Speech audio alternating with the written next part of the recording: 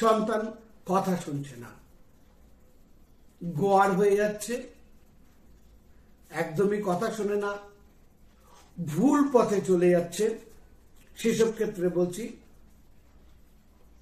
সেসব সন্তানের পিছনে একটু সময় ব্যয় করুন, উপকার পাবেন। আর যেখানে ইউটিউবে আমি প্রোগ্রাম দিচ্ছি উপকার হয়নি, এইরকম প্রোগ্রাম কিন্তু আমি করি না। অতএব উপকার পাবেন পাবেন পাবেন। তারপরও ইচ্ছা করলে যদি মনে করেন যে না, আমার চেম্বারে আসতে পারেন। যদি আপনার প্রয়োজন মনে হয়, বর্ধমান দমদম চেম্বারে, আমার বাড়ি বারাসাত, সেই চেম্বারে বালিগঞ্জে আসতে পারেন, অনলাইনে করতে পারেন। প্লিজ উপকারটা তো পান আপনারা আমার চেম্বারের মাধ্যমে, আমার অনুষ্ঠানের মাধ্যমে। তাই সাবস্ক্রাইব করবেন, একটু শেয়ার করবেন, যাতে আরো 5 জন ভালো থাকে। কি করবেন? সন্তানের পিছনে একটু লেগে থাকুন, কয়েকটা দিন, অন্তত 43টা দিন করান।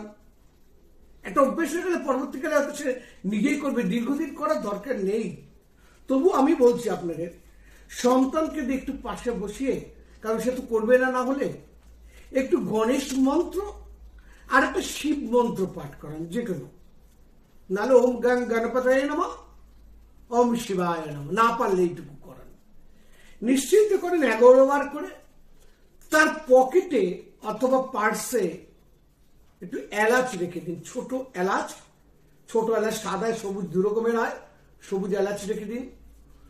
বুধবার দিন আর বৃহস্পতিবার দিন সকালে ঘুম থেকে উঠে হাত মুখ ধুয়ে, মুখটুক ধুয়ে নিক, ধুয়ে নিয়ে ওই সবুজ এলাচ একটা করে চিবিয়ে নিক, চিবিয়ে খোসাটা ফেলে দিক। সাবধানে, খোসাটা যেন না খায়, তাহলে কিন্তু গলায় আটকে যাওয়ার সম্ভাবনা আছে। সাবধানে কাজ করবেন।